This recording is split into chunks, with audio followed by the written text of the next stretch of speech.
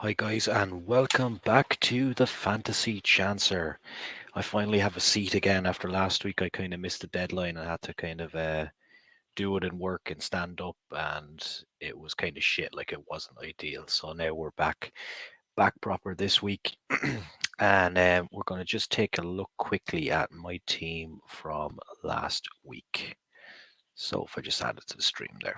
Okay, so in goal, Dean Henderson, 7 points. Very good week for Nottingham Forest, and obviously a 7 point return there for Henderson was very good.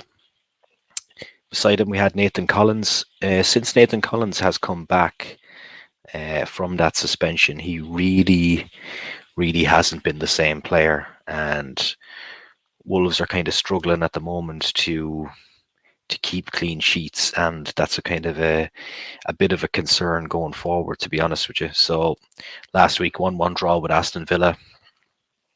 Um, wasn't ideal, but hopefully the clean sheets are coming for Wolves, and we'll get onto that later. William Saliba again, 7 point return against Newcastle, and that frustrating draw for Arsenal. Newcastle defended excellently that day, to be fair to them, and fully deserving of their point in that game. Nico Williams came on for 1 point for Nottingham Forest, and it seems he's picked up an injury now as well. The middle of the park, there was not a lot going on for me last week. Salah blank, Almiron blank, Saka blank, 1 point there for clean sheet. Andreas Pereira only returning 5 in a double game round, which is also disappointing. Harry Kane, though, has come into form. You can see up the top of the pitch there on 16 points. And last week, I kind of controversially captained Mitrovic instead of Haaland because Mitrovic had a double week. But unfortunately, he only ended up playing one game, which was very disappointing. So I suppose the gamble still paid off when you're flipping a coin between Mitrovic and Haaland, but ideally Kane should have been the captain. But hindsight is a wonderful thing in that regard. So if we go into the league tables now, and we will go into the upper tier. Now, this might not be completely updated because we've got a game week, as you know, today. I'm doing this very late at night, so at the moment it's telling me I'm 22 up one place, level with Greg Flanagan from On the Slab Horror Show. Check them out on YouTube. Really good show, really good guys.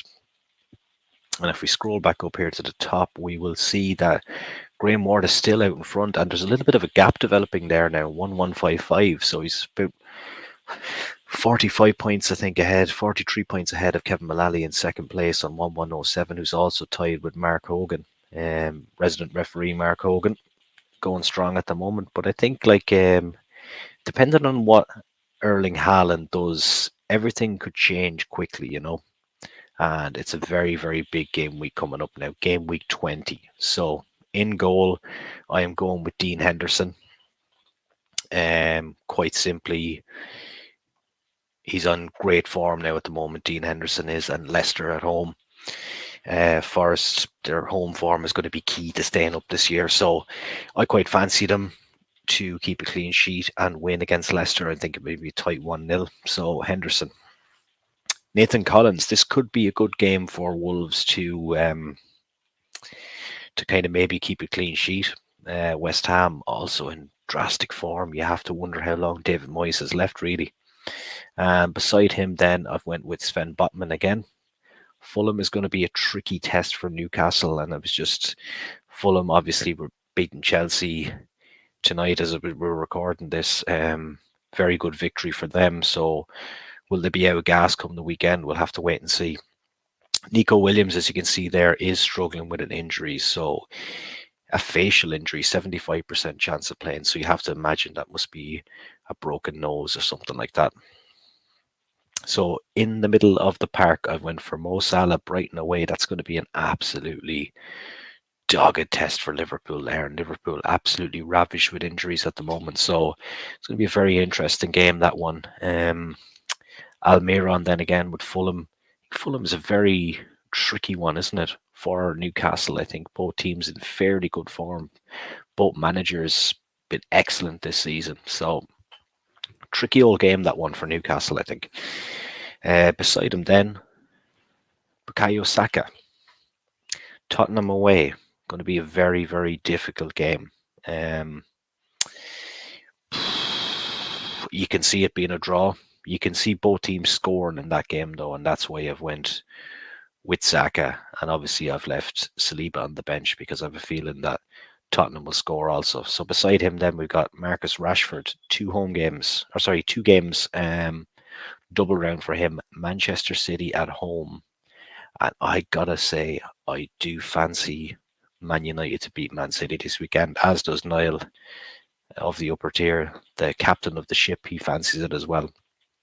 And then Crystal Palace away for Rashford. Crystal Palace haven't set the world on fire really as they were expecting under Vieira. And then up front we've got Harry Kane with a game against Arsenal and a game against Manchester City. Now Kane traditionally always scores against Arsenal, so he's got to be there. Against Man City, who knows? But Harry Kane definite in the team, especially with a double round as well. Alexander Mitrovic, he didn't play tonight, and I don't quite know what the story is with him, so I'm leaving him in for the moment. And then I am going with Erling Haaland, captain, because how do you not captain Erling Haaland when he has a double week? Now, this is massive for Manchester City. As I said, a lot of people are thinking, including myself, that Manchester United are going to win on Saturday, but it's very, very difficult to know. Like, could this be? We haven't seen the very best of Man City yet. Could this be the springboard that they need? These two games, these would be two massive wins. If they could beat Man United and Tottenham in the next week or so, that would be a massive, massive statement, particularly depending on how Arsenal do against Tottenham and Manchester United, who they play in the next week. So very interesting times ahead.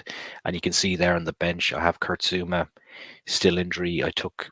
Sorry, I took Andres Pereira out, William Saliba out because I don't fancy a clean sheet against Tottenham.